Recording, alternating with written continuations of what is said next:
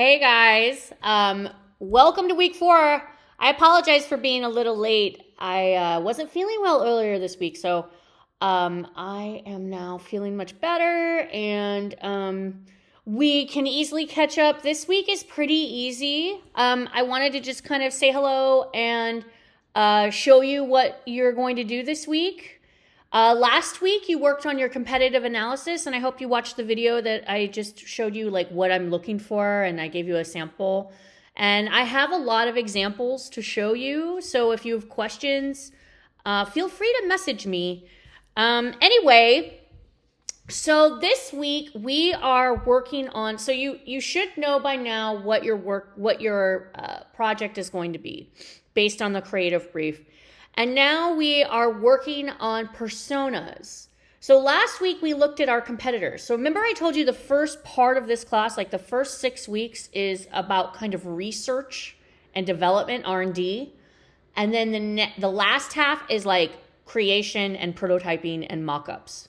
So that's how, so we have like maybe 1 or 2 more weeks of like just kind of critically thinking about who our audience is, what we're designing this for, who we're designing it for, who are the stakeholders, what is the business, is it your friend's business, is it my business, is it Starbucks, who are you designing for, and who is your audience, and why, and what do the competitors look out there. So now we're thinking about the users, and that's where personas come in.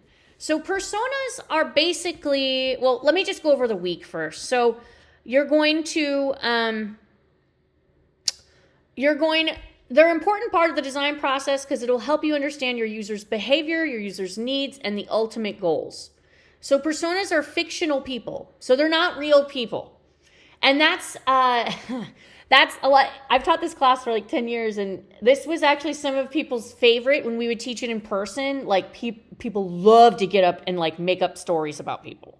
Because you're basically making up 3 different people, all from different like backgrounds and genres, and you can do whatever you want. And you can put them in any kind of scenario. You could be like, well, Jackie is a middle-aged 40-something professor who loves coffee, and she really needs an app so she can, get coffee on the go at Stafford's because she teaches too many classes, right? So you can make up like this whole narrative about, and that's what I want. I want you to make up a narrative about your 3 users.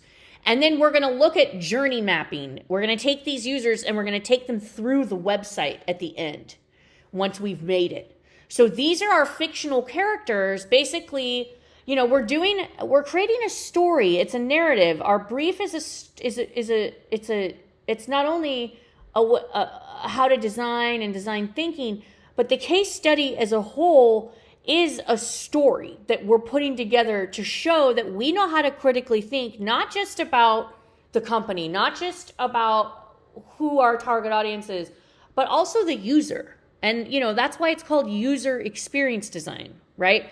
So thinking about the user, how does the user navigate through the space?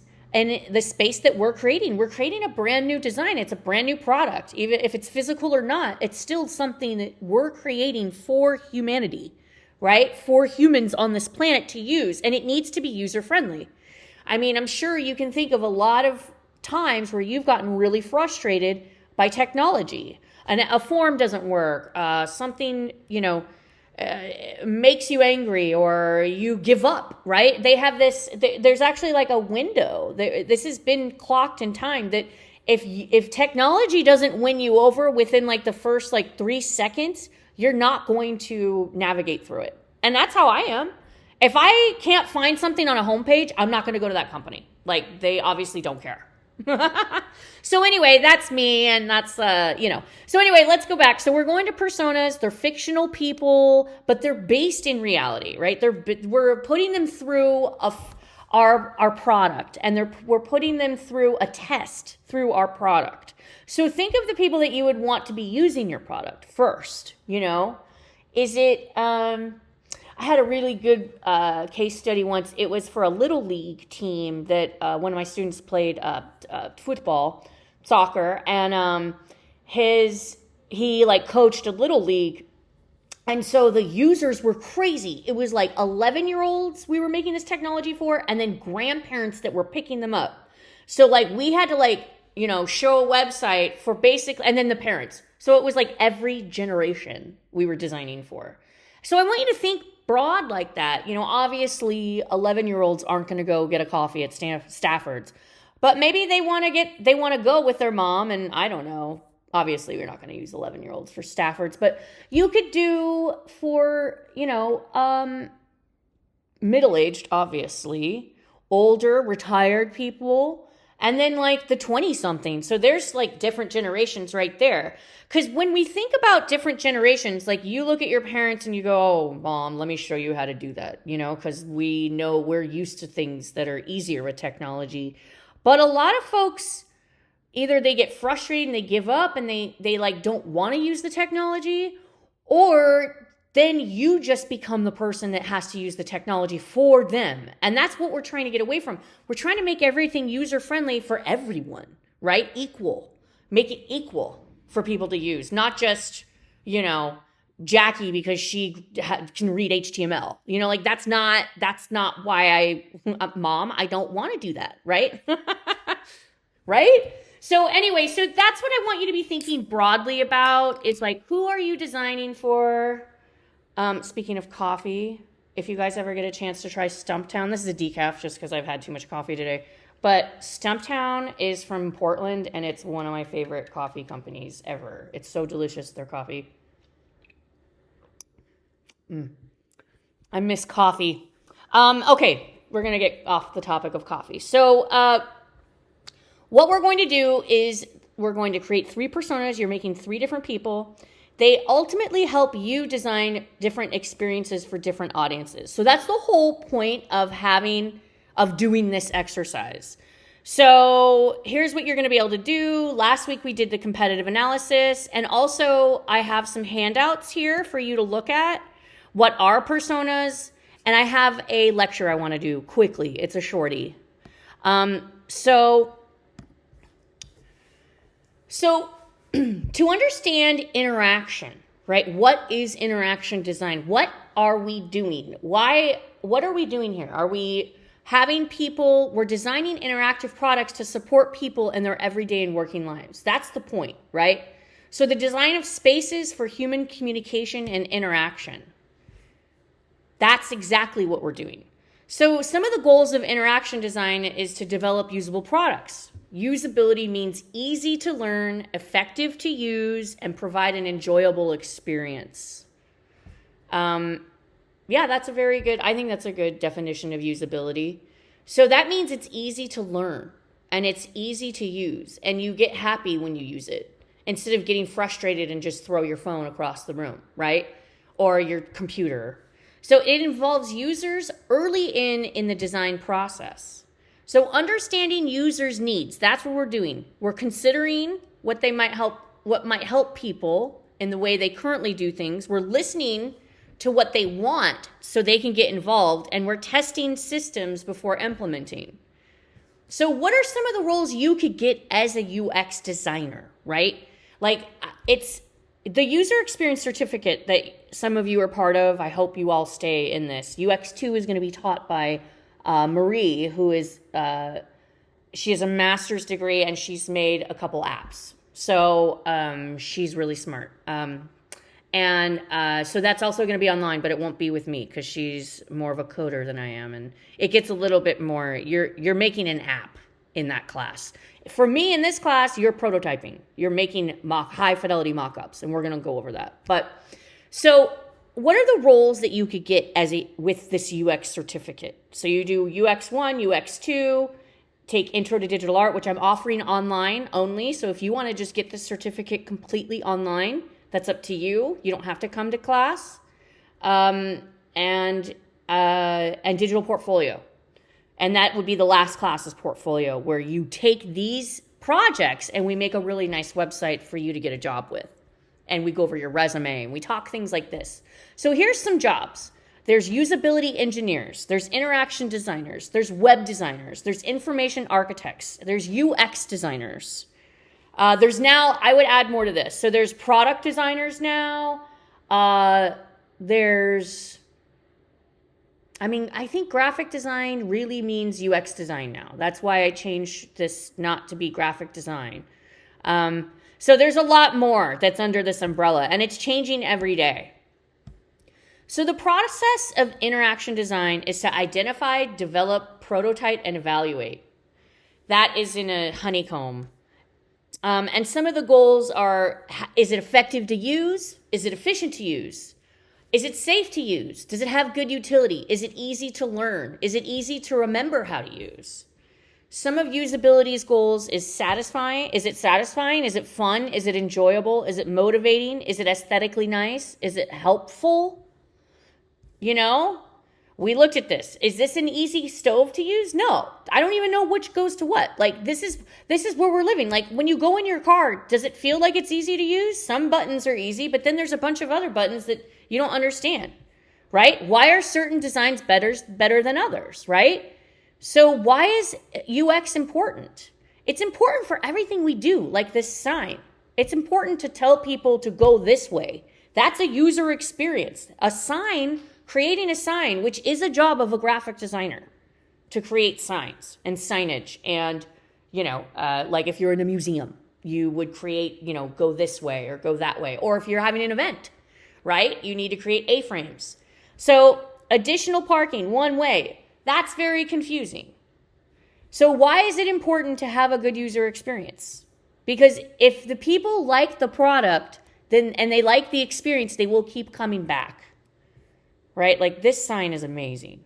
Like, and I'm sure we've all done this where we like hit okay, now I finally see the stop sign at the top, but then I don't understand what that means. No trucks except the right turn. It makes no sense. But so is the look and feel, is it joyful? Is the information designed? Does it support users' needs? Is the interactivity, how well does the interactivity work? These are all the things I want you to be thinking of, right? What is it, like user experience design is a gift card. And then it says on the front gift card and then the back says it's not a gift card, right? So like we've all been duped. Everything could be fake, but we have to find the answers. And it is the job of the user experience designer to do that, right? So now we're getting into writing personas. So we did mood boards. So here we are, right? First week was mood boards. And you can go back. I'm going to have you do a style guide, which is going to help affect your mood board now. I wanted you to just understand the first week what a mood board was and start thinking about who you are as a designer. Because a lot of this isn't just like show me how to use Figma. Being a good designer means you know how to think and you have design thinking. Like you think like a designer. And that's what people will hire you over and over for, is that you are an expert in your field. And getting this certificate gives you that step into the door, but you still need to show people that you know how to think like a designer and you're dedicated to do that. And that's when you make good money and you could work remotely. So it's all good if you are motivated to do it. So for this class, we've already done the mood boards. We did the creative brief. You should have already turned in a creative brief to me. If you haven't, I will be reaching out very soon because we're almost halfway. Next week is 5th week, then we're halfway through this class. So now, and we did the competitive analysis last week. So we looked at our competitors. We looked at ourselves. Now we're going to do the personas. Who are we designing it for? So you're basically writing 3 different storylines this week. And they describe your target users. And they give us a picture of how they are likely to interact with the system. So when you're writing personas, you want to target a user that are 100, and you want to have the people, you expect to have a conversation with them, right? And have 100% conversion, right? Because they're the people you're designing it for. They've asked for it for some reason, or they think that they need this. It'll be easier if they know the Little League time, so then grandpa could pick, little junior up because mom's working or whatever, right? Like we're trying to help each other just get through it all. So when you're writing your personas, I want you to think about the goals of the user, what their needs are, and a common point of focus that they all 3 of them kind of come together. Well, Jackie really needs coffee because she's, old and she needs to stay caffeinated. So she needs to go to Stafford's. So she needs an app for Stafford's that'll allow her to order coffee because that's and so does the 20-something who's also working, at the wherever, downtown or whatever the story is. They all kind of, they all have the same similar goals. They're just three different people that you're putting them that need this for some reason. They need this app or they need this web redesign or they need whatever they're doing to accomplish their goals. Okay, so first step is give your persona a name. Go find a fake picture of your person, right? And you're choosing them. And I suggest you choose different age. I want you to choose 3 different age groups, 3 different generations of people to design for, because then it'll help you, since you're just starting to think as a designer, what that looks like, So give your persona a real name. Create a vivid picture. So this is Sarah. Give your persona a motivation. Sarah needs to get a checking account and wants to compare different kinds of accounts available. She's worried about the minimum balance, blah, blah, blah. Write a scenario for Sarah.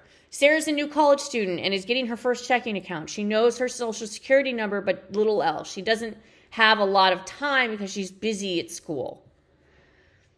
Write Sarah's behavior. Sarah starts on the homepage and clicks on about checking accounts. Or Sarah wants to have this app, and the app that she needs to be usable for her iPhone and blah. What are her technology behaviors, right? So thinking about how they interact with technology.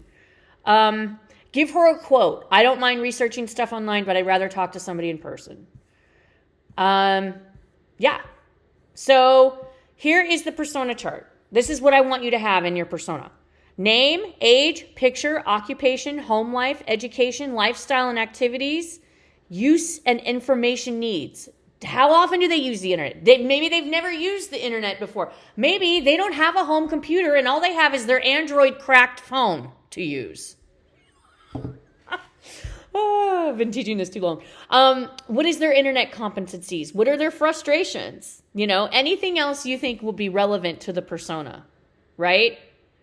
So here are some sample personas. I also have more sample personas in the required reading this week.